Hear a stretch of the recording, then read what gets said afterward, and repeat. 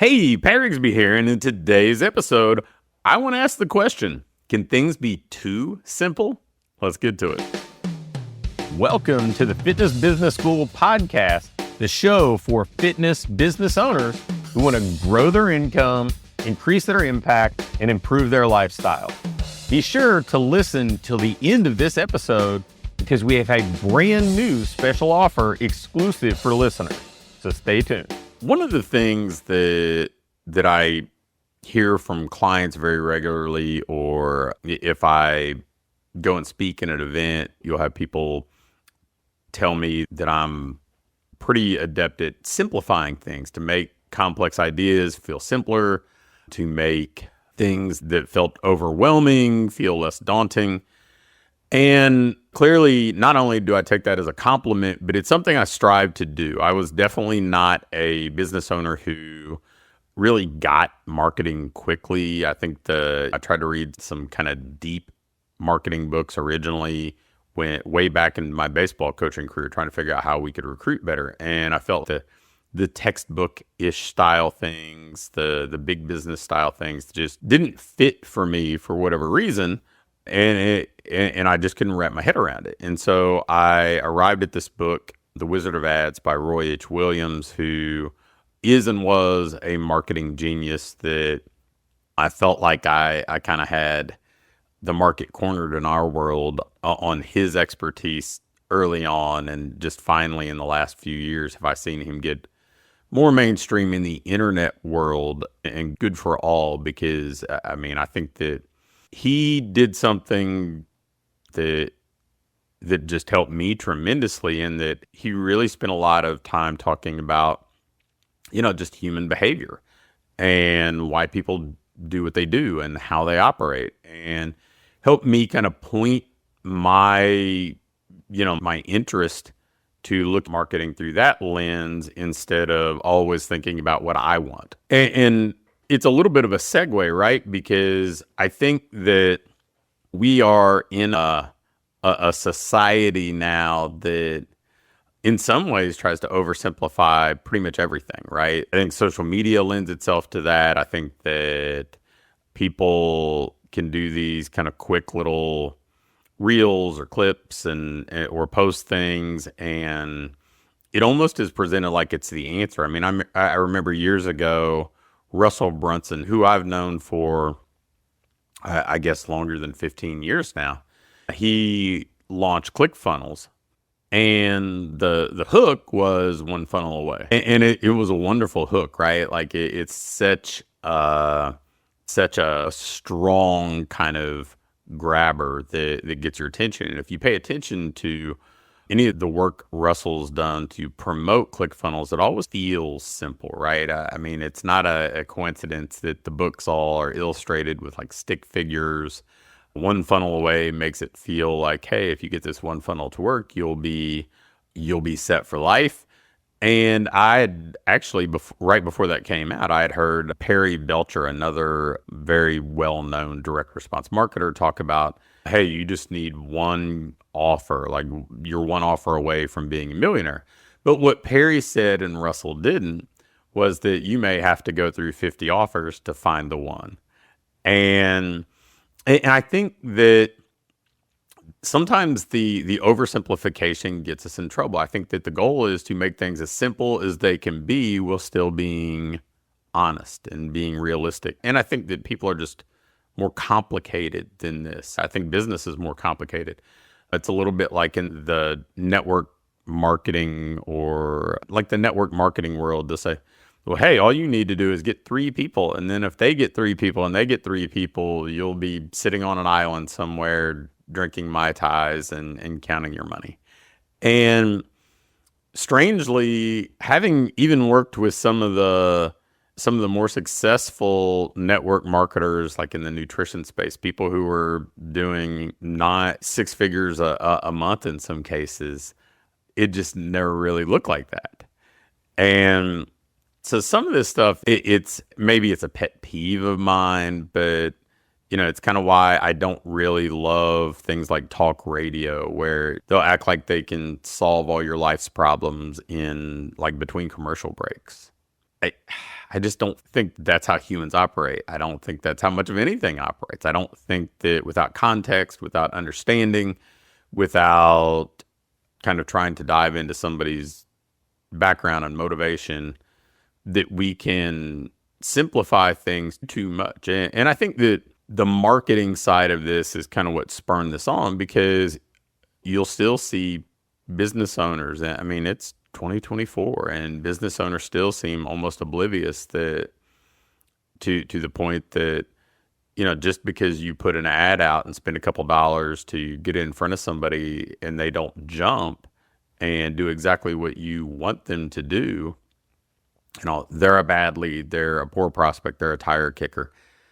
And that's a pretty myopic perspective, right? I mean, so if you think about like Facebook ad, for example, I mean, Facebook, people go to largely for entertainment, right? They that's not where they go to shop. They go to Amazon probably to shop. They go to Etsy to shop. They go to Google if they're trying to do a search for something like, hey, find a restaurant or something like that. They don't really seek that out on Facebook. And if they do anything that even resembles seeking that on Facebook, is making a post and asking for a recommendation. It's not going there to look for ads. But, so we're putting an ad there in their feed. And I think through the way that I view this, it's a commercial. It's a commercial just like commercials would come on during your favorite television show pre-streaming. And we all kind of, I think, at least all of us who grew up in that era, that was when you went to the kitchen. That was when you went to the restroom.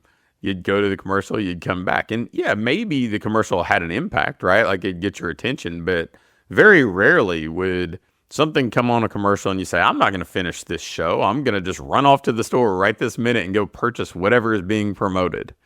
Yet that's kind of the way that a lot of people who are dabbling in paid advertising think. They think that's how the world works. They don't think about, well, what is the actual buyer's journey here? What is there from being unaware of what you offer all the way to becoming a client? What does that journey look like? What does that timeline look like? Who is that person? What are their previous experiences? What are their desires? What are their hesitations?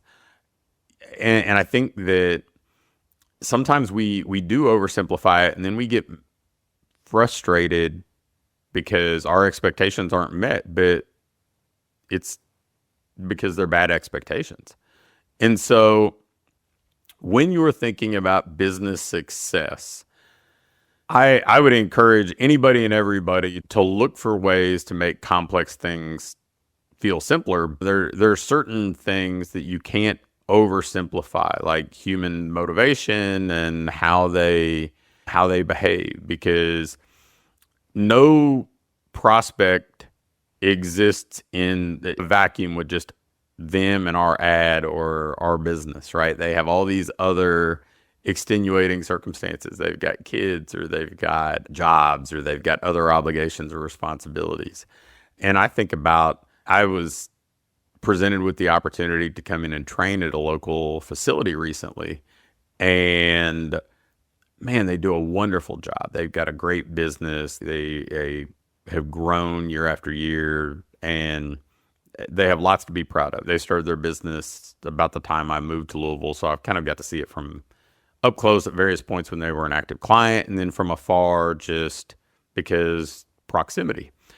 And on the surface, it's this wonderful offer, and it's, well, he must not want to do it. And the owners are smart enough that they wouldn't think this way. But I think on the surface, it could be easily interpreted if you took an overly simplistic view. Well, maybe he's not interested because he didn't just jump at the chance to go do this.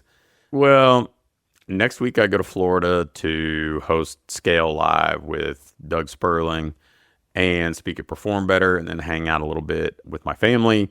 The following week, we've got our Ideal Business Mastermind in town for 2 days, which usually amounts to 3 days for me because people are coming to town the day prior. The following week, and that weekend, we play in a baseball tournament out of town and then come right back and then head to California for our boardroom mastermind, a little bit of time away with family, and then come back and then we take a baseball trip to Florida. Well, there maybe are 5 legitimately free days in the next month for me to be here, to be present, to do things. But there are so many people that I encounter that they're owners who, if somebody didn't respond to their offer in the way they want, they wouldn't give any consideration to that. They wouldn't say, well, I wonder why they didn't respond. I wonder what's going on in their life. I wonder why that's not what they should do, because that's what I want them to do. And so I would encourage you as a business owner to dig a little bit deeper, right? To understand that things aren't always as simple as we want them to be. And that doesn't mean that you should overcomplicate things. It doesn't mean that you should add complex where it shouldn't be. But, for years, for a decade and a half, I've had owners say, well, why aren't my coaches generating more referrals? I want them to generate referrals. I'm like, well, was it in their job description? Have you trained them to do it? Do you go over it in staff meetings every week? Well, if not, then again, it's a silly expectation. So when you're trying to improve your business, then the answer, make things simpler. Try to look for ways to eliminate the overwhelm, to cure the complexity. But you can't oversimplify everything. Not everything is as simple as we want it. That, hey, if I go spend $1 on marketing, I'll make $10 back because that's what I want. Or if I want my trainers to do this, then that's what should happen. Or we do good work, so if we get somebody through the front door, then they'll stay. No, it's rarely as simple as that, because we're dealing with human beings, and human beings are layered and complex and have full lives, and we're only a small part of that. So when you're looking to improve your business, I would encourage you to gravitate towards simplicity where you can, but understand that if you try to make things too simple, there are going to be gaps that you didn't expect that likely can bring you down. Thanks for listening to this episode of the Fitness Business School. Before you go, I have a quick announcement. One of the things that we've been doing with our current clients is taking them through this Ideal Business Diagnostic. And really what it is this checklist that allows you to pinpoint exactly what your business needs next, so you can keep improving, keep growing, and build a business that you love to own. One that pays you well, one that allows you to have the impact you want to have, and one that allows you to have a lifestyle that you truly enjoy. In this diagnostic, we walk through everything and we do an evaluation and can instantly pinpoint what you need to do next to build that business that you want. I'm going to extend this opportunity to get on with either me or my team and take you through this evaluation and fix your business's most vital needs fast. So if we take you through this, you're going to be able to make those vital changes that you need to finally have what I call your ideal business. If you'd be interested in going through this entirely free, risk-free diagnostic with us and learn what you already have in place, what you're doing well, and where your greatest opportunities for rapid improvement are, just shoot me an email with diagnostic in the subject line to pat@patrigsby.com. Again, an email to pat@patrigsby.com with diagnostic in the subject line will get you scheduled and take you through this evaluation to help you build the business you want.